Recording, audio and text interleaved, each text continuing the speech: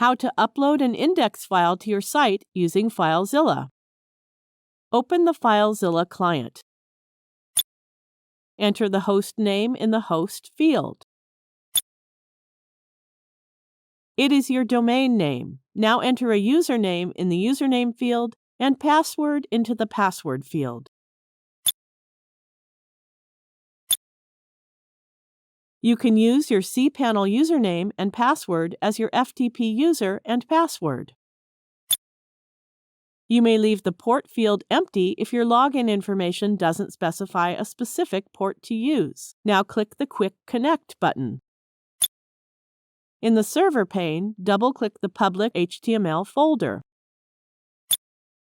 In the local pane, which displays the local files on your computer, go to the folder where you have your index file.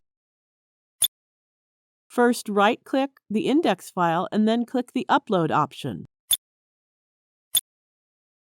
Now you can see the uploaded index file in the server pane.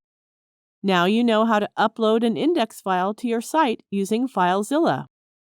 Thank you for watching.